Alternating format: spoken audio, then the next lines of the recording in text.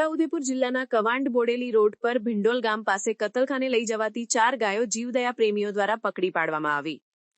છોટાઉદેપુર જિલ્લાના કવાંડ અને બોડેલી રોડ પરથી ગાયો ભરીને પિકઅપ જીપ જાય છે તેવી માહિતી ભિંડોલ ગામના જીવ પ્રેમી યુવાનોને મળતા તેઓ ગાયો ભરેલી પિકઅપ રોકીને તેઓને પૂછતા તેઓ પાસે ગાયો ભરવા માટેનું લાયસન્સ ન હતું અને ખેડૂતોની ગાયો હોવાની જીવદયા પ્રેમીઓને મધ્યપ્રદેશથી ગાયો ભરવા આવેલા વાહન ચાલકે જણાવતા જીવદયા પ્રેમી યુવાનો નજીકના ગામોમાં જઈને તપાસ કરતા ગાયો કોઈ પણ ખેડૂતની ન હતી, જેના કારણે પોલીસને બોલાવવામાં આવી હતી અને પિકઅપ જીપમાં 4 જેટલી ગાયો હતી તેમજ તેઓને ઘાસચારો પણ આપવામાં આવેલો ન હતો અને દોરડાકી બાંધેલી હતી।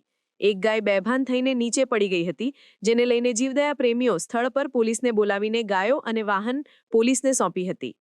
જીવદયા પ્રેમી યુવાનના જણાવ્યા મુજબ મધ્યપ્રદેશમાં ગાયો લઈ જવાતી હતી અને ત્યાંથી નર્મદા નદીમાં બોટ મારફતે આ ગાયો મહારાષ્ટ્ર કતલખાને લઈ જવામાં આવે છે, જેને લઈને લોકોમાં આક્રોશ છે।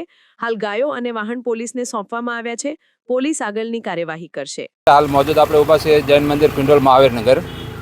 હું પોતે વિષ્ણુભાઈ રાઠવા ગૌપ્રેમી છું, ગૌ સેવા જીવદયાનું કામ કરું છું। વત્તા સામાજિક એકતા જાગૃતિ મિશન પણ આપણે ચલાવીએ છીએ લોકોને જાગૃત કરવા માટે, સમાજને ન્યાય મળે તે માટે પણ આપણી લડત છે।